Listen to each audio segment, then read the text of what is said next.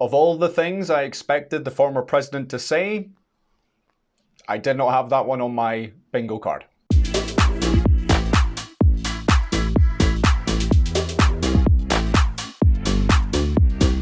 Hello again and welcome to another edition of Talk Shop. My name's Colin and this is the series where we analyse the communication and presentation skills of the world's leading speakers, people like politicians, athletes and business people. This time it is the first and maybe the last presidential debate of 2024 between the two candidates, Donald Trump and Kamala Harris. Let's get into it.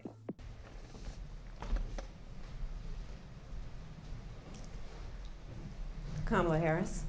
Let's have a good debate. Nice to see you. Have fun. Thank you. That's really interesting. If you want, in fact, we're going to watch that again because there's a lot to be said about this.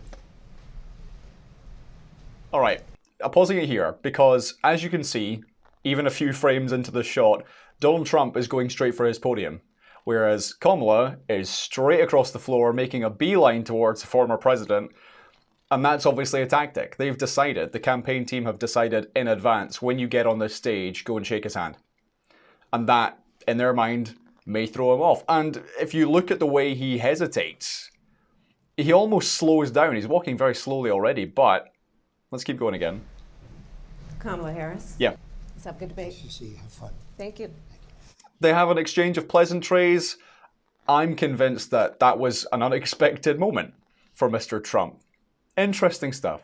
In Minnesota and wanted to let criminals that killed people, that burned down Minneapolis, she went out and raised money to get them out of jail. She did things that nobody would ever think of. Now she wants to do transgender operations on illegal aliens that are in prison. This is a radical left liberal. The split screen is being very helpful here because it's highlighting Kamala's reaction to what Donald Trump is saying. And I want to break that section down into two. First part, Donald Trump accuses her of raising money for people who are in prison after riots in Minnesota. And watching her body language, you see her shake her head and mouth, that's not true. And then the second part of what he says, which, and I'll quote him here if I can remember it, performing transgender operations on illegal aliens in prison. What does she do there? She's puzzled. She avoids shaking. She avoids saying that's not true. Instead, she holds what we call poker face. It's a neutral expression. She's avoiding giving away, oh, I agree or I disagree. And that's a good thing here because the first part of that accusation was legitimate. There were riots. There were people who went to prison and money was raised for them. Now, was the VP someone who donated? She clearly feels, no, I have to show the people who are watching, no, that's not true. She is challenging that through her body language. But the second part of that wild allegation is not something that she feels she needs to engage with. And so instead, she uses that poker face because if she starts shaking her head, she gives validity to what he's saying. So it's nicely played. It's very understated.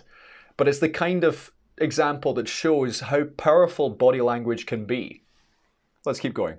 In Springfield, they're eating the dogs, the people that came in. They're eating the cats. They're eating the pets of the people that live there.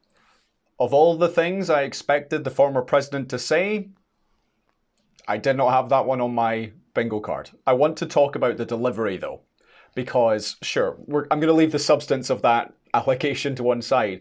Let's talk about the fact that he yelled it. I believe if he had spoken this, if he had said it calmly, maybe monotone, carefree, off the cuff, would that have got as much traction? I believe the reason why this clip has gone as viral as it has is because he's yelling, he's shouting, rather than just speaking. And that adds to whether it's the humor, it's the entertainment, it's the lunacy of what's being said here. So if there's a point to be taken away from this, it would be that if you're in a meeting, if you're in a heated discussion, as soon as you start yelling, you've lost the conversation. We know that.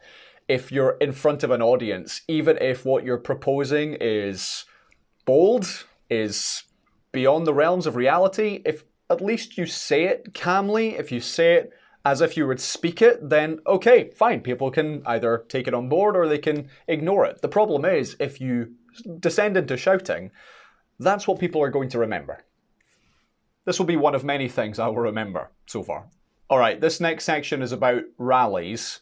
I'm going to edit this clip because it's a long exchange. Here we go. And I'm going to invite you to attend one of Donald Trump's rallies because it's a really interesting thing to watch.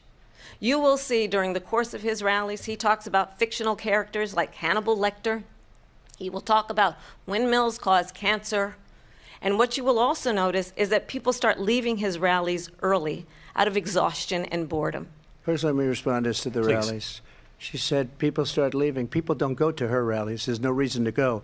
And the people that do go, she's bussing them in and paying them to be there and then showing them in a different light. So she can't talk about that. People don't leave my rallies. Let's talk about attack lines, or in the words of Pink Elephant, an A-list. This is something that you prepare in advance of a debate, a media interview, a town hall, a panel, a conference. It's a list of words or phrases that you're going to bring up. Regardless of what is asked, you have this game plan. And here, Team Harris has clearly planned to bring up the rallies because they want to throw Trump off. Rather than getting Trump to stick with his attack line, he takes the bait. He then scrambles to get back to what he wants to say. So what's the point here? The point is, Harris's question of the rallies is irrelevant in the big picture of a presidential debate. It's completely outside of the scope of the discussion. It doesn't even matter. But Trump fell for it. So the same is true for you. If you're ever asked an irrelevant, out-of-scope question, do you have to spend the time answering it? No, you can deal with it with a direct answer, something like, well, I'm here today to talk about X, or I can only speak for Y, and then move it on to your A-list, rather than spend all your time dealing with an irrelevant question about rally sizes and people who are bored. Stick to your guns, stick to your A-list, stick to your attack line. Make people want to be able to go and work and create jobs and create a lot of good, solid money for our country. And just to finish off, she doesn't have a plan. She copied Biden's plan, and it's like 4 sentences, like run, spot, run. 4 sentences that are just, oh, we'll try and lower taxes. She doesn't have a plan. Take a look at her plan. She doesn't have a plan. It may seem like I'm going after Trump here. He has a lot of material. That is a great example of a point that could have been well made, but because he simply repeats it over and over again, it loses any of the punch. The run, spot, run line, if delivered the right way, is funny, but instead he over-eggs the pudding. He keeps on going. So keep it short, keep it succinct. People value brevity. Help with down payment of $25,000 down payment assistance for first-time home buyers. That's the kind of conversation, I believe, David, that people really want tonight, as opposed to a conversation that is constantly about belittling and name-calling. Let's turn the page. Vice President Harris. That's maybe the 5th or 6th time that Harris has used that turn the page phrase in this debate so far, and it gives me a good chance to talk about key messages.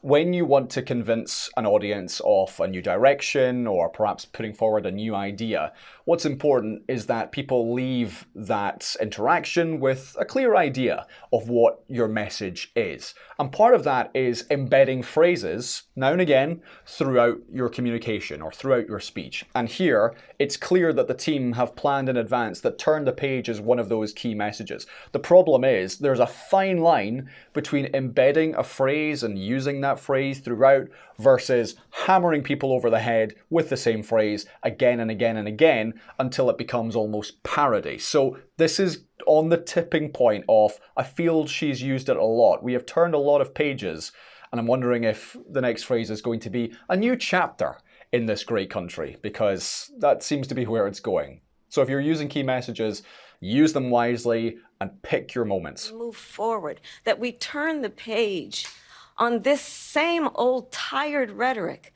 and address the needs of the American people, address what we need to do about the housing shortage, which I have a plan for, address what we must do to support our small businesses, address bringing down the price of groceries. But frankly, the American people are exhausted.